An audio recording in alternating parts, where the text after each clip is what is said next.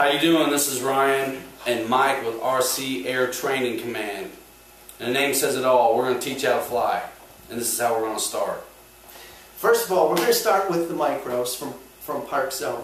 The reason why is we really like to start with micros is they're light, they're easy to fly. Not only that, you will be getting into some incursions as far as crashes and other types of distressful flying, yes. Mishaps. And these are light enough that these will withstand some of the grueling tasks of learning to fly. We like these because not only are they light in flight, but they're also the parts availability.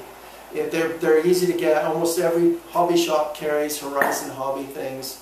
Unlike some of your other Banana Hobby, as well as Nitro Planes, Hobby King, and some of these other places that got great planes, but the parts availability always out of stock. Yeah, I would say some of those planes are for the experienced modeler who doesn't plan on crashing them and can fabricate parts or modify other ones to fit in them if that were to occur. But you can get stuff for these at the hobby shops. You can get them online. You can get somebody on the phone who has flown it. Everybody knows this is a great first plane. Everything comes in a box, $89. You've got the transmitter, the charger, you get one battery. While you're at the shop, get another one. You'll wish you had it. Takes about 20 minutes, I think, to fully charge it on the charger. Comes with the double A's for the charger and the transmitter, everything for $90. You can try this on, and we're going to help you get to success with it. And this is called the Park Zone Hobby Zone, but it's yes. Horizon Hobby. Yes, it's Horizon Hobby. This is the Hobby Zone. I've also got the Park Zone Cub, which is from Horizon Hobby.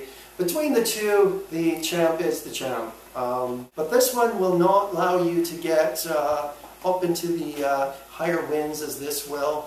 This is more touchy, less power, but it's still an effective aircraft to learn. You can do all of our maneuvers that we'll be teaching in the next episode.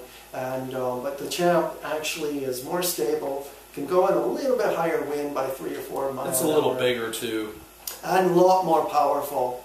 And the things to know though to fly these is, first of all, is hand launching, for trimming, how to trim the radios for those misshapen flights where it's not flying steady and level. Yeah. We'll be teaching pattern work. Those are the things that need to know in the pattern. And also slow flight, as well as recovery from stalls, and a constant descent rate that will allow it to land.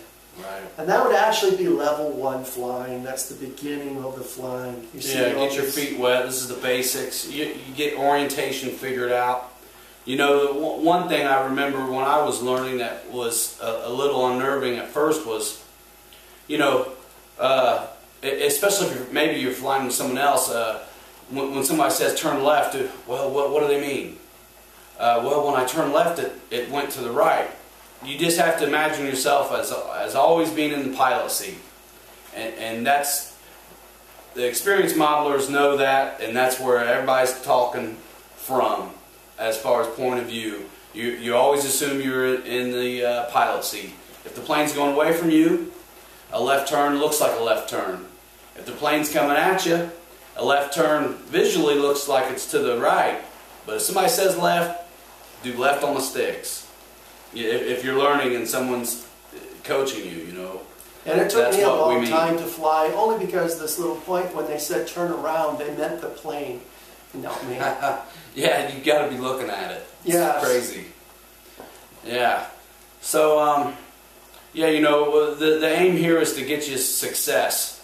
And although you can just kind of, these are marketed to be flown by yourself, a brand new person with no RC experience, and you can go out there and just go willy-nilly and fly it and not beat it up. It doesn't weigh much. But what we want to do is get you past that bumbling and ready for the next step. So with this pattern work and the slow flight, these are things that aren't exactly necessary for these aircraft to have a good time with them, but they're skills that if you want to move on in the hobby, you want under your belt. Get this pattern work, get the orientation, You want to figure out the slow flight, because that's going to get you keyed up for landing bigger, faster aircraft. You're going to have a feel for it, and you're going to fly the plane, fly ahead of the plane, rather than be reacting to this and that and the other. You control the thing, and that's what we want you to do, is have fun and have the tools to move up, you know, and we're going to take you through it, because we plan on starting here and going all the way up to the things we're currently flying, which are for the most part prop-driven World War II fighter aircraft, which are awesome and a lot of fun. So, you know, stick around for that. We'll get you there, you know. And we'll see you at the next video when we put all the different maneuvers into flight practice. So we'll see you out on the field. Yep, in the air. Goodbye, everyone. Salute. Hi, folks. Welcome to our first installment for the beginner. I'm He forgot.